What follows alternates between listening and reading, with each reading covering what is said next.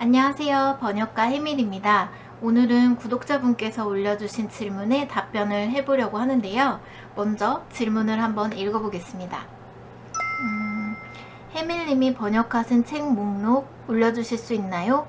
영상으로 번역하신 책들 중 추천하시거나 전문 용어 등에 대한 이해나 배경 지식이 충분해야 할 수 있었던 번역 등등 올려주시면 유용하게 많은 분들도 보실 것 같아요.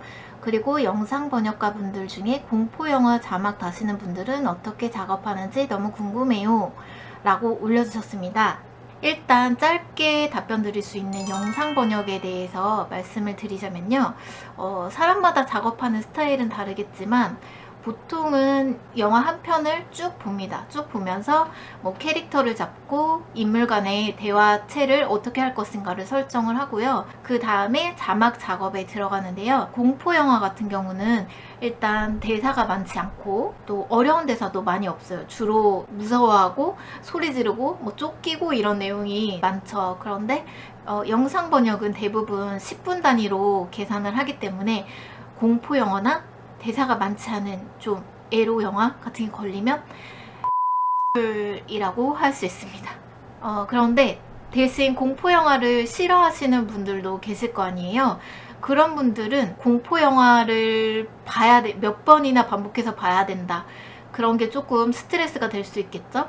그래서 공포 영화를 싫어하시는 분이 공포 영화 작업을 맡게 됐으면 대부분 소리를 최소로 줄여놓고 작업을 하시는 걸로 알고 있습니다.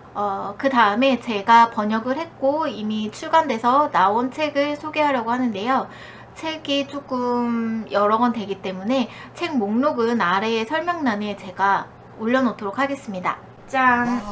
네, 이렇게 지금 시중에 나와 있는 책들은 이렇게 되고요. 간단하게 소개를 해드리자면 이거는 민감한 나로 사는 법. 이 책은 인간관계에 대한 자기계발서라고 할 수 있고요. 친절한 사람이고 싶지만 호구는 싫어. 이 책도 인간관계에 대한 자기계발서. 물 흐르듯 대화하는 기술. 이 책도 대화법에 관한 자기계발서라고 할 수 있을 것 같습니다. 부자의 습관. 이 책은 경제 경영 분야의 자기계발서. 그리고 이 책 무기력에서 물을 빼는 가장 쉬운 방법.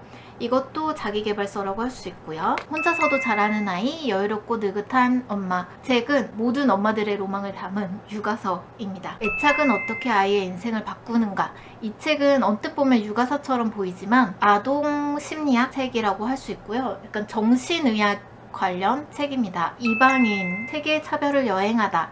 이 책은 약간 사회 문제를 다룬 르포 장르라고 할 수 있는데요. 기자가 세상에 차별받는 사람들이 있는 곳에 찾아가서 취재를 하고 자신이 느낀 점을 글로 엮은 책입니다. 여자아이는 정말 핑크를 좋아할까? 이것도 어떻게 보면은 육아서처럼 보일 수도 있는데 사회학적인 내용을 담고 있는 책입니다. 흔히들 여자아이는 뭐 핑크색, 남자아이는 파란색 이렇게 나뉜다고 생각을 하는데 이게 과연 타고난 것인가? 아니면 사회적으로 학습된 것인가를 살펴보는 그런 책이 되겠고요. 그렇다면 칸트를 추천합니다. 이 책은 칸트 철학 입문서라고 할 수 있고요. 철학서입니다. 카를 융 인간의 이해. 이 책은 심리학 입문서가 되겠죠.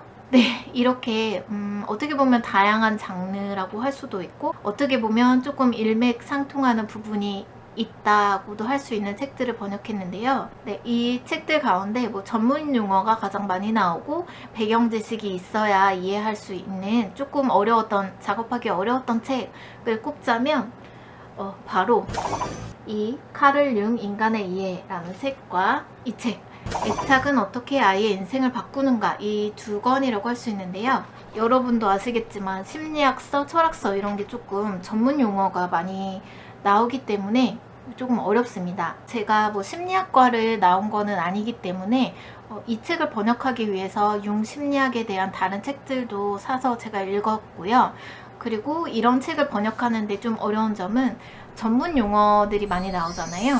그런 전문 용어를 우리나라에서는 어떻게 사용하고 있는가를 정확하게 조사를 한 뒤에 옮겨야 되기 때문에 그런 점에서 조금 어려웠던 것 같고요. 그리고 이런 책에도 이제 정신의학에 관한 용어들이 나와요. 그래서 이거를 그냥 익숙하게 우리가 알고 있는 용어를 정말 사용하는 게 맞는지, 아니면 요즘에는 또 어떻게 사용하고 있는지를 조사를 했어야 됐기 때문에 조금 어려웠습니다. 우리에게 익숙한 용어더라도 요즘 추세로는 약간 지향하는 그런 단어들이 있습니다. 그렇기 때문에 조사를 꼭 해야 되는데요. 예전에는 우리가 정신과에 간다 이런 말을 했잖아요. 그런데 정신과라는 단어가 조금 거부감을 준다라고 해서 최근에는 정신건강의학과라고 부릅니다. 그렇기 때문에 이런 용어들도 순화시켜서 써주는 추세이기 때문에 이런 단어 주의하셔야 되고요. 그 다음에 예전에는 우리가 흔히 정신분열증이라는 단어를 썼는데 이 단어 역시 정신이 막 쪼개졌다는 이미지가 굉장히 안 좋기 때문에 요즘에는 조현병이라는 단어를 많이 사용하는데 이 단어도 일본어 원문에서 보면 정신분열증이라고 아직 쓰고 있어요. 그래서 정신분열증으로 그대로 옮겨야 하는가 하면 그렇지 않죠. 우리나라에서 주로 사용하는 용어로 옮겨주셔야 합니다. 이런 전문 분야의 책들은 약간 용어 때문에 어려운 점이 있고요. 그리고 다른 의미로 번역하기 어려운 책도 있는데요. 바로 비전문가가 쓴 책입니다. 여기서 비전문가란 그 분야에 대한 비전문가라는 뜻이 아니라 글쓰기 전문가가 아니라는 뜻인데요. 요즘에는 꼭 작가만 글을 쓰는 게 아니라 여러 분야의 전문가들이 자기 소신을 담은 책들을 많이 내잖아요. 그거는 되게 좋은 현상이라고 보는데, 다만 글쓰기의 전문가가 아닌 사람이 쓴 책은 아무래도 문장이 좀 완성도가 떨어지는 경향이 있습니다. 기본적인 주술이 안 맞는 경우도 있고요. 주어가 생략되어 있는 경우도 있고, 그 다음에 이런, 그런, 저런, 이렇게, 그렇게 이런 식으로 써가지고 뭘 뜻하는 것인지 조금 애매하다 하는 경우도 있고, 뜬금없이 다른 얘기를 해서 이 문맥이 자연스럽지 못하다거나 글의 진행이 조금 매끄럽지 않다, 혹은 정말 심한 경우에는 도무지 무슨 말을 하려는지 조금 이해가 안 된다 하는 경우도 있습니다. 그래서 이럴 경우에는 번역가가 그런 어색함을 다 보완을 해줘야 되는데요. 그래서 이렇게 문장이 조금 애매하거나 무슨 뜻인지 알아듣기 힘들 때는 저는 제가 수정을 하는 편인데요. 그렇다고 수정을 제가 막 작가가 되어서 완전히 다 바꿀 수가 없잖아요. 그렇기 때문에 저는 일단 이렇게 자연스러운 문장으로 바꿔준 다음에 당구장 마크를 하고 아래에다가 이렇게 편집자님께 이렇게 편지를 씁니다. 원문을 직역한 거를 일단 써주고요. 원문은 이렇지만 저는 이러이러한 이유로 이 문장이 좀 부자연스러운 것 같아서 이렇게 위와 같이 수정했습니다. 이런 식으로 코멘트를 꼭 남겨주는 편입니다. 오늘은 구독자님의 요청으로 제가 번역한 책을 살펴보고 번역하면서 느꼈던 점들에 대해서 나눠봤는데요. 어떠세요? 조금 도움이 되셨을까요? 올려주신 질문 중에 제가 많은 분들과 나누고 싶다 하는 내용은 영상으로 찍어서 올리도록 할 테니까요.